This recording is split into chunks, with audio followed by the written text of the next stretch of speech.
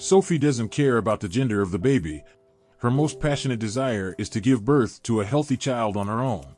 And for that, she is going down a long path that drains her strength.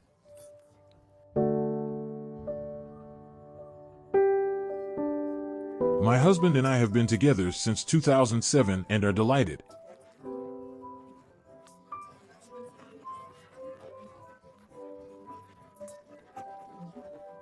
As the years went by, we got older and wanted a child.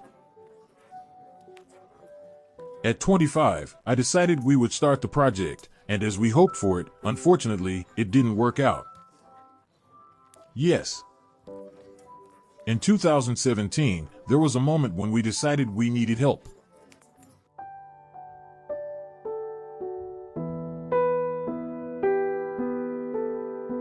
Countless doctor visits, countless miles on the road to find an answer to the question, why is this not working? Why is it not happening? Why do I not ovulate? Until after many tests, one day, I was told that I had polycystic ovary syndrome, abbreviated as POS. It's hard to manage everything under such circumstances.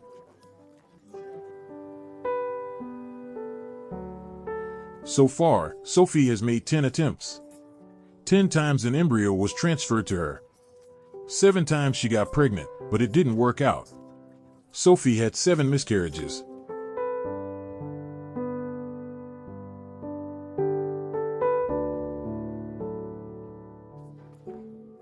On April 29, 2021, I had a silent birth, a week before my 31st birthday. The pregnancy was healthy and lively, and everything was just fine. But unfortunately, on April 27th, I had a bad feeling. I called my gynecologist and said something was wrong. Something is wrong, and indeed, it happened that the heart stopped beating.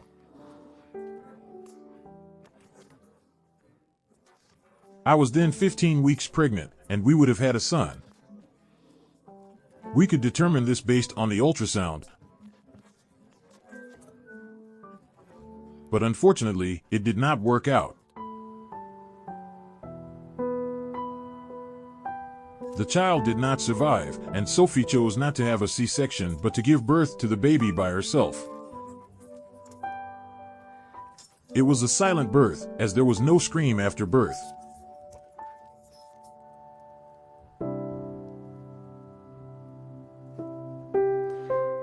Yes, this silent birth was one of the worst things you can go through because you're anticipating what will happen.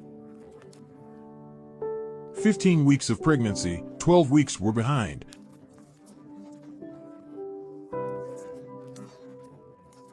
And I wanted to shout to the world I made it. We're going to have a baby.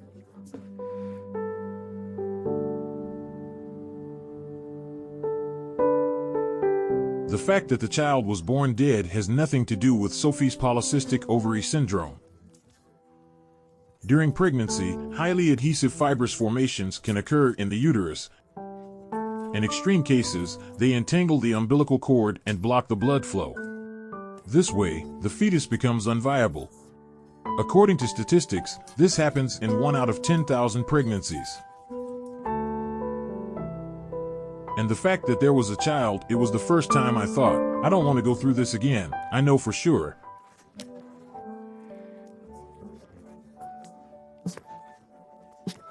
I don't want to go through this again.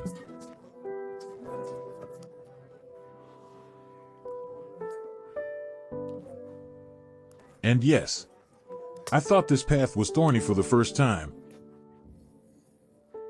But it was already past.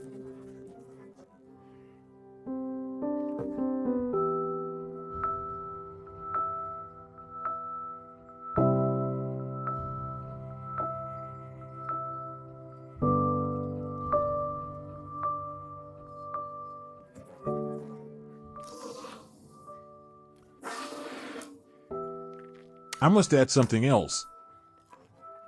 It wasn't enjoyable, but my husband gave me much support and strength.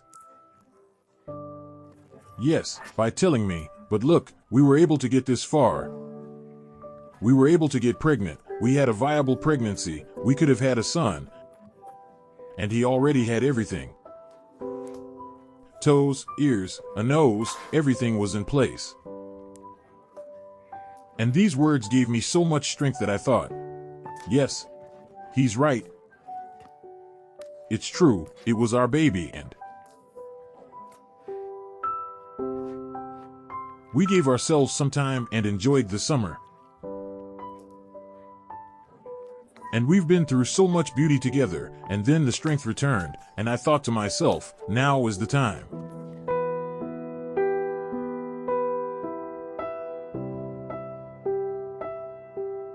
Sophie and her husband begin their 11th attempt.